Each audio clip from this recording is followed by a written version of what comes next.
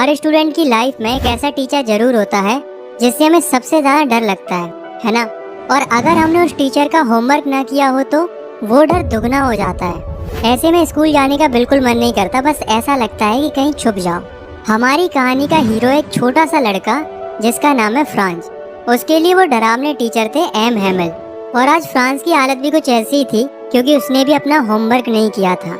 Hello everyone, मैं हूँ राहुल रावत और आज हम क्लास 12 का पहला और सबसे यादगार chapter the last lesson by Alphonse Daudet की दिल को छू लेने वाली कहानी सुनेंगे। ये कहानी फ्रेंच की उस दिन की है जो एक आम दिन की तरह शुरू हुआ पर उसकी जिंदगी का सबसे इम्पोर्टेंट दिन बन गया। चलिए शुरू करते हैं। तो उस सुबह फ्रांस स्कूल के लिए बहुत लेट हो गया था और उसे एम एम एल से डांट पड़ने का बहुत डर लग रहा था। क्यों? क्योंकि एम एम एल ने कहा था कि वो पार्टिसिपल्स पर क्वेश्चंस पूछेंगे और बेचारे फ्रांस को तो पार्टिसिपल्स का पी भी नहीं आता था। फ्रांस का स्कूल जाने का बिल्कुल मन नहीं कर रहा था। उसने तो सोच लिया था कि क्यों ना स्कूल छोड़कर पूरा दिन बाहर ही बिताया जाए। और वैसे भी दिन ही इतना सुहाना, इतना खूबसूरत था कि दिल करता था कि बस उस पल में खो जाए।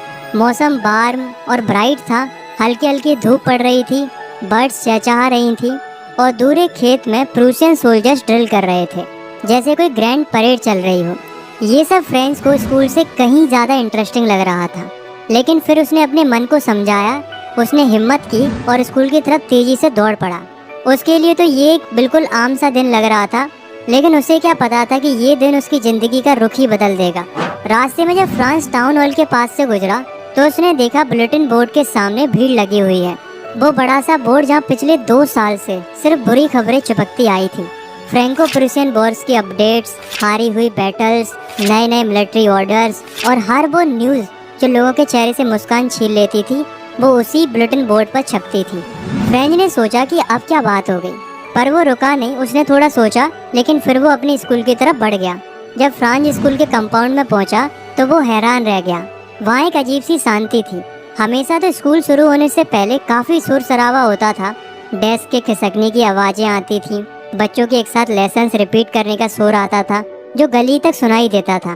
पर आज हर जगह शांति थी, बिल्कुल संडे मॉर्निंग जैसे मानो स्कूल की छुट्टी हो। फ्रेंच को ये खामोशी थोड़ी अजीब लग रही थी, बेचैन कर रही थी। उसे ऐसा लग रहा था कि आज कुछ तो अलग है। फ्रांस डरते डरते सांस रोके क्लासरूम के अंदर गया। उसके मन में एक ही डर था कि अब तो एम हैमेल से जोर की डांट पड़ेगी। लेकिन उसे एक सरप्राइज मिलता है। एम हैमेल ने उसे गुस्से से देखने की बजाय बड़े प्यार से कहा कि जल्दी से अपनी जगह पर बैठ जाओ लिटिल फ्रांस, हम तुम्हारे बिना शुरू कर ही रहे थे। फ्रांस हैरान रह गया कि सर को अचानक से ये हो क्या गया है। फ्रांस जल्दी से अपनी सीट पर बैठ गया। जैसे जैसे उसका डर थोड़ा कम हुआ उसने आसपास देखना शुरू किया और तब उसकी नज़र गई एम हैमेल पर। आज उन्होंने अपने स्पेशल ओकेशन वाले कपड़े पहने हुए थे। उनका ग्रीन कोट, फ्रिल्ड शर्ट और एक छोटी सी ब्लैक सिल्क कैप, सब कुछ बहुत सुंदर लग रहा था। फ्रेंच ने सोचा कि सर तो ऐसे कपड़े सिर्फ प्राइज डे या इंस्पेक्शन के दिन पहनते हैं, पर आज क्यों? आज तो ऐसा कुछ है ही नहीं। और फिर फ्रांस की नज़र गई क्लास के पीछे और उसका मुंह खुला का खुला रह गया। वो बेंचें जो हमेशा खाली रहती थी, आज वहाँ गांव के बड़े बड़े लोग बैठे हुए थे, बिल्कुल शांत जैसे स्टूडेंट्स हों। Old Hauser, farmer mayor, farmer post master, सब वहाँ बैठे थे। उनके चेहरे बहुत उदास लग रहे थे और उनकी आंखों में गहरी उदासी थी, जैसे वो कुछ कहना चाहते हो पर कह नहीं पा रहे हो। फ्रांस की कुछ समझ नहीं आ रहा था कि आखिर ये सब हो क्या रहा है, आज सब इतना अलग क्यों लग रहा है। फिर एम हैमेल अपनी कुर्सी पर बैठे और अपनी गंभीर लेकिन प्यार भरी आवाज़ में उन्होंने वो शब्द कहे जो फ्रांस की पूरी दुनिया हिला गए। My children, this is the last lesson I shell give you. France के लिए ये बात बिजली की तरह थी, जैसे अचानक उसके सिर पर एक थंडर क्लैप हो गया हो। वो हक्का बक्का रह गया। फिर एम एमएल ने बताया कि बर्लिन से ऑर्डर आया है कि अब से एल्सेस और लोरेन के जितने भी स्कूल्स हैं उनमें सिर्फ जर्मन लैंग्वेज पढ़ाई जाएगी। कल से एक नया मास्टर आएगा और आज तुम्हारा आखिरी फ्रेंच लेसन है। और तब सब कुछ फ्रेंच को समझ आ गया कि जो खबर उसने बुलेटिन बोर्ड के पास देखी थी वो यही थी। इसलिए एम एमएल ने आज अपने स्पेशल कपड़े पहने थे और इसलिए गांव के बूढ़े लोग क्लास के पीछे शांति से बैठे थे। और वो सब इसलिए आए थे ताकि वो एम हैमेल की 40 साल की मेहनत और ईमानदारी को और अपनी प्यारी फ्रेंच भाषा को आखिरी बार रिस्पेक्ट और शुक्रिया कह सके। ये सब महसूस करते ही फ्रेंच के दिल में गहरा पछतावा भर गया। उसने सोचा कि मेरा आखिरी फ्रेंच लेसन है और मुझे तो ठीक से लिखना भी नहीं आता। अब उसे लग रहा था कि इतने सालों से जो वो पढ़ाई से भागता रहा वो उसकी सबसे बड़ी गलती थी। वो किताबें जो अभी तक उसे बोरिंग और बेकार लगती थी अब वो उसे सबसे प्यारी लग रही थी, जैसे वो उसके पुराने और अच्छे दोस्त हो जिन्हें वो कभी खोना नहीं चाहता था। और एम हैमिल जो हमेशा स्ट्रिक्ट रहते थे, जिनसे वो हमेशा डरता था, आज वो उसे एक बड़े ही प्यारे और समझदार टीचर लग रहे थे। उनका आयरन रूलर, उनकी डांट, सब कुछ भूल गया था फ्रांज। अब उसके दिल में सिर्फ ये था कि वो जा रहे हैं और मैं उन्हें फिर कभी नहीं देख पाऊंगा। एक छोटा सा बच्चा अचानक बड़ा हो गया था। उसे समझ में आ गया था कि भाषा सिर्फ वर्ड्स नहीं होती, वो हमारी पहचान, हमारा गौरव होती है, और जब वो छिन जाती है तो सिर्फ पछतावा रह जाता है।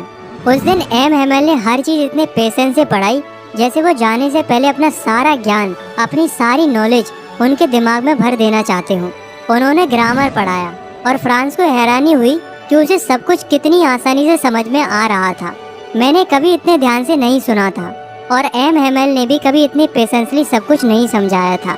वो एक नॉर्मल क्लास नहीं थी, वो एक अनमोल पल था जिसमें हर वर्ड, हर लाइन जैसे दिल में उतर रही थी। वो चाहता था कि बस सब कुछ सीख ले, सब कुछ याद कर ले, पर वक्त निकलता जा रहा था। उसे लग रहा था कि अगर आज उसने अपनी लैंग्वेज को नहीं पकड़ा तो कल ही उसके पास नहीं रहेगी। आखिर में एम हैमिल ने फ्रांस लैंग्वेज की तारीफ की, उसे दुनिया की सबसे ब्यूटीफुल, सबसे क्लियरेस्ट, सबसे लॉजिकल लैंग्वेज बताया। और उन्होंने एक बहुत ही गहरी और बहुत ही इम्पोर्टेंट बात कही, when a people are enslaved as long as they hold fast to their language, it is as if they had the key to their prison। कितनी बड़ी बात है दोस्तों। जब तक लोग अपनी भाषा को मजबूती से पकड़े रहते हैं तब तक उनके पास अपनी जेल की चाबी होती है। कहने का मतलब ये है कि जब किसी कम्युनिटी के ऊपर कब्जा हो जाता है लेकिन वो लोग अपनी भाषा को नहीं छोड़ते हैं तो ऐसा होता है जैसे उनके पास अपनी जिंदगी की जेल की चाबी हो। भाषा सिर्फ शब्दों का जोड़ा नहीं होती, वो होती है आपकी सोच, आपकी संस्कृति, आपकी पहचान।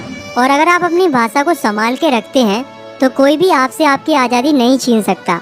देखो दरअसल क्या था कि फ्रांस वॉर हार गया था और उसके ऊपर प्रूसिया का कब्जा हो गया था, इसलिए इनके ऊपर जबरदस्ती जर्मन लैंग्वेज थोपी जा रही थी।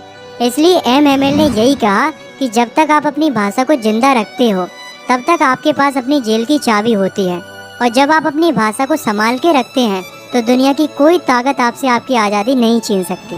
आगे फ्रांस देखता है कि छत पर कबूतर धीरे से गुटरगू कर रहे थे। फ्रांस ने उन्हें देखा और मासूमियत से सोचा, will they make them sing in German even the pigeons? क्या ये लोग कबूतरों को भी जर्मन में गाने पर मजबूर करेंगे? एक बच्चे का ये सवाल उस जुल्म की पूरी कहानी बयां कर रहा था। और फिर चर्च की घड़ी ने 12 बजाए, एंग्लस प्रेयर बेल बजती है। उसी वक्त प्रूशियन सोल्जर्स के ट्रम्पेट्स की आवाज़ आती है। हैमिल अपनी चेयर से उठते हैं, उनका चेहरा एकदम पीला पड़ा हुआ था। वो बहुत लंबे और गर्व से भरे हुए लग रहे थे। उन्होंने कुछ कहना चाहा, माय फ्रेंड्स, पर उनका गला भर आया। इमोशंस ने उन्हें जकड़ लिया, वो फिर बोल ही नहीं पाए। फिर वो ब्लैक बोर्ड की तरफ मुड़े, चौक का एक पीस उठाया और अपनी पूरी ताकत से जितना बड़ा वो लिख सकते थे उन्होंने लिखा, बाय लव फ्रांस। इसका मतलब होता है लॉन्ग लिव फ्रांस। फिर वो रुके, अपना सिर ब्लैक बोर्ड से टिका लिया और बिना कुछ कहे हाथ से इशारा किया, school is dismissed, you may go, the last lesson was over. पर उसका सबक जिंदगी भर के लिए था। तो दोस्तों, द लास्ट लेसन सिर्फ एक कहानी नहीं है, ये एक एहसास है।